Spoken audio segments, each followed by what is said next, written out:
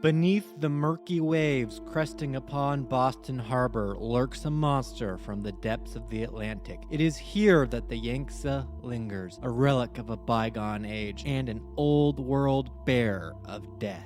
She is a ballistic submarine of the People's Liberation Army Navy and a herald of the apocalypse. She sang her song of destruction on the day the world ended, adding 5 of her 6 nuclear warheads to the deadly storm that fell upon the once great old world nation of the United States of America, plunging the 13 states of the Commonwealth into despair. Her performance would not proceed unabated, however, as before she could slip back into the depths of the Atlantic, she struck a mine, leaving her stranded in the very land she helped destroy.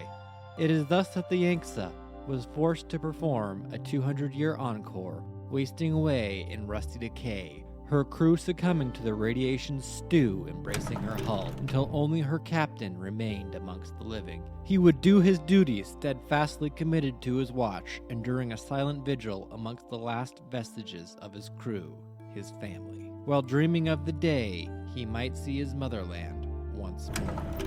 Oh hey, look at that! An intro and a lore dump all wrapped up into one nice little segment. You'll love to see it.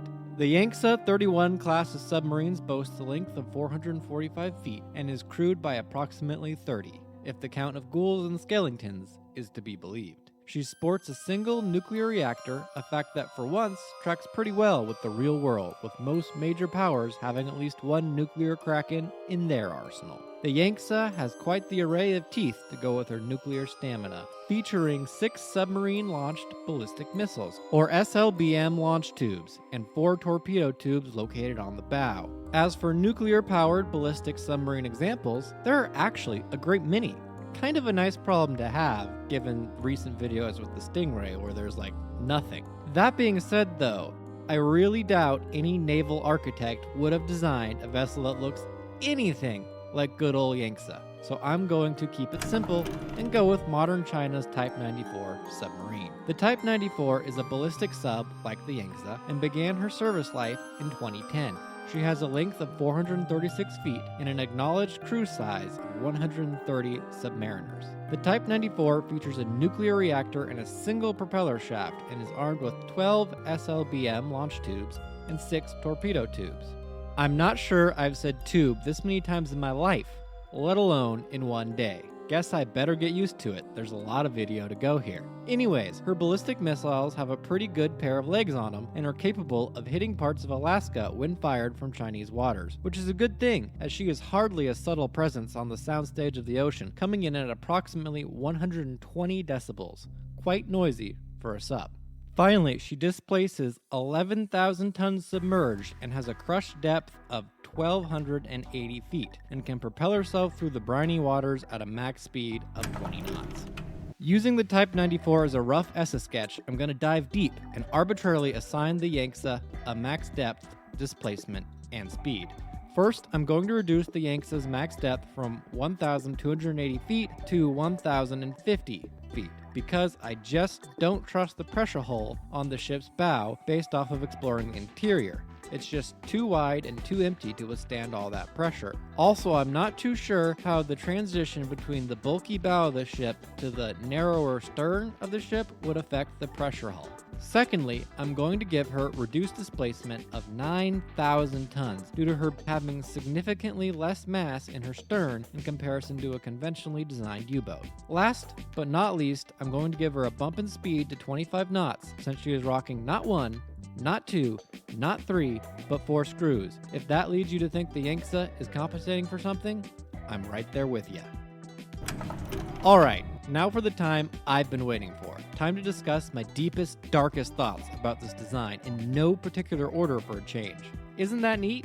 That's not a rhetorical question, by the way. I'd love to know how you like this style versus the pros and cons layout I've used in the last few productions. To start us off, I want to go back to my roots and say I see rivets, and I'm not a fan. I'll admit, I'm still no expert on welding or rivets, but I do know that ships are made of ferrous metals and that since World War II, the best method for joining such things is welding.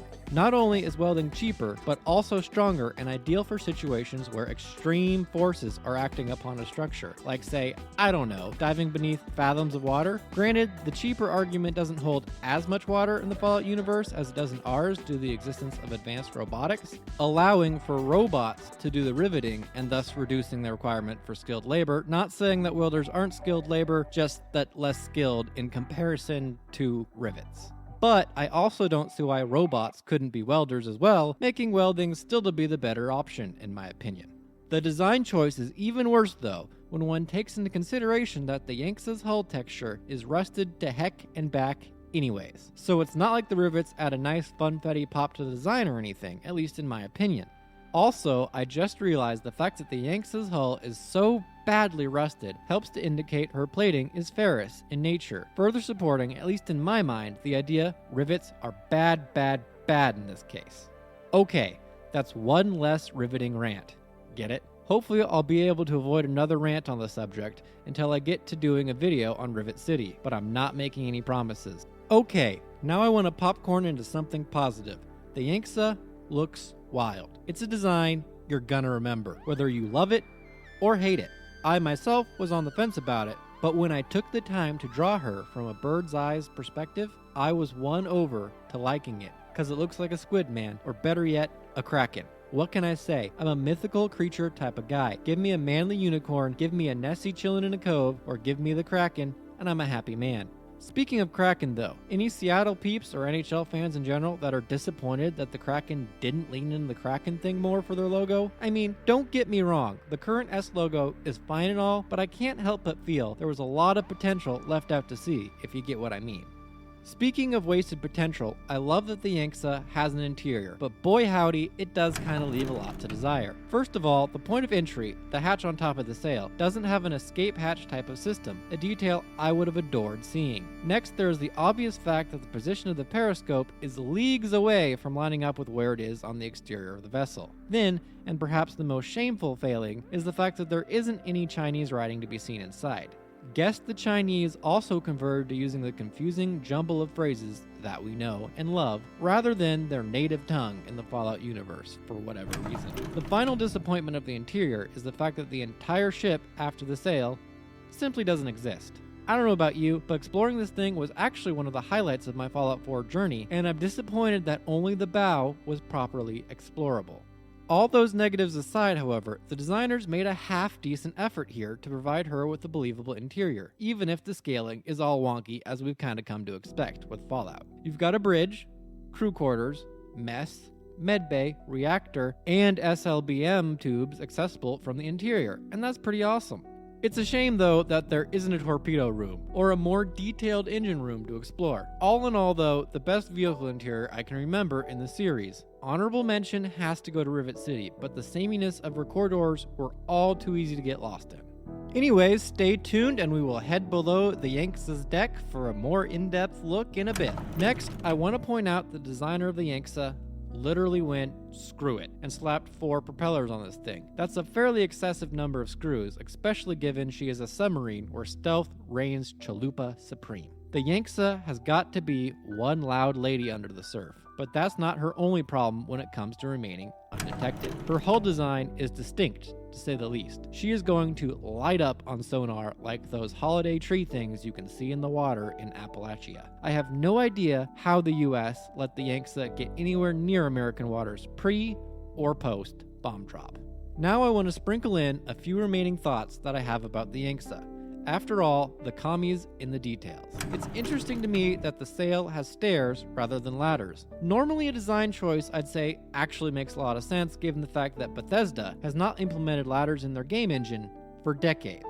But since Yangtze is always submerged, the lone survivor would never have occasion to actually, use them anyways, meaning a ladder absolutely could have been used instead of the stairs. That being said though, the stairs don't look half bad other than the fact the railing is present. And that's just kind of ridiculous. Then there are the tubes that are built into the starboard and port sides of the ship that aesthetically look interesting, but functionally, I have no clue what they could be for. So if you know, please let me know. Finally, I must admit that the feasibility of this thing being able to submerge is a bit unlikely to me. Heck, way more than a bit unlikely to me. 200 years with no hull maintenance of any kind, and this thing is supposed to be able to float, let alone get back to China? Not a voyage I'd sign up for. That's for sure. Okay, but let's say we are going to sign up for that voyage. What would the living space be like on the journey? Well, let's take a look, shall we? The Yangtze has 3 decks, with A deck being the command deck, B deck being the main living deck, and C deck being the utility deck. We enter the vessel through the sail and find ourselves in the command information center of the ship. This is the brain of the ship and contains sonar, targeting computers, and the iconic periscope. This is the only room present on A deck. Descending further into B deck, we arrive at the main nuclear control room for the nuclear reactor, which is adjoined by the port and starboard engine rooms, as well as the captain's quarters and officer's mess. Then, in order to access any of the other rooms in the ship, one must traverse the mezzanine that constitutes the upper level of the reactor room. This is an oddity to be sure, as generally one would think it wise to limit access to such a space to only those crewmen who had specific training and authorization to work with the reactor. I know nuclear power isn't as much of an awe-inspiring novelty in the Fallout universe, if at all, but I'd still want to keep the newly trained cook away from my nuke, and I figure so would the Chinese Navy. Anyways, it is what it is, I suppose. After traversing the upper deck of the reactor room, one emerges into the science laboratory, complete with the eye-washing stations and chemistry workstation, to resolve potential issues with the reactor, and perhaps to create bombs for covert military missions the Yangtze could be used to facilitate. Next, the science lab gives way to a quite generously sized mess hall with centralized booth seating, a large open floor plan kitchen, and a relatively small pantry for storing provisions while on assignment. The mess is located just aft of the crew quarters, which is quite large indeed. I counted well over 60 racks, perhaps suggesting her regular crew complement is closer to 60 than the 30 souls found on board. Alternatively, this could suggest that the Yangtze could carry approximately 30 or so Special Forces operatives comfortably on a single voyage to Alaska or mainland America. Comfortably indeed, as crewmen even have access to a fully functional laundry room. Although, I bet the crew would have preferred that space be used for a bathroom that is bigger than a closet, which is what they actually have. But I suppose beggars can't be choosers. Speaking of bathrooms, back in the early days of submarines, at least one, if not more, submarines were actually sunk due to improper use of the toilet while submerged. Take, for example, the U-1206, which sank in 1945 as a result of her captain doing his business. When you take that into perspective, maybe controlling who can access the upper level of the reactor room isn't such a big deal. With that tangent out of the way, we can proceed past the aforementioned laundry room and sick bay down into the lowest deck of the ship, C deck. This deck is where it becomes obvious, at least in my opinion, the designer ran out of ideas for what rooms they really wanted to include. After descending down the stairs at the bow of the ship, we emerge into the engineering room with adjoining port storage room and starboard utility room. This gives way to an empty space that is attached to the armory that extends slightly into the engineering room. From here until we get to the SLBM bay, the port side of the ship simply doesn't exist for some reason. And what does exist is essentially a bland hallway between bulkheads. But hey, at least the weapons bay is pretty neat, and the silos even exist slightly outside of the footprint of the crew mess that is above, making it plausible. Then proceeding further aft, we pass through the auxiliary nuclear control room and then through the lower deck of the nuclear reactor. Then we arrive at the final room in the Yangtze, the main engine room, which is connected to the central propeller. In this room, we find that the Yangtze is indeed taking on water, suggesting that there must be a damage control system in place that facilitates the pumping of water out of the vessel. Otherwise, the Yangtze would have filled with seawater long ago and sank to Boston Harbor's murky depths. With that, our tour of the Boston Harbor monster is complete. I hope this helped you build a mental map of the Yangtze's interior. I know I had a hard time conceptualizing it given the lack of detail found in the in-game local map.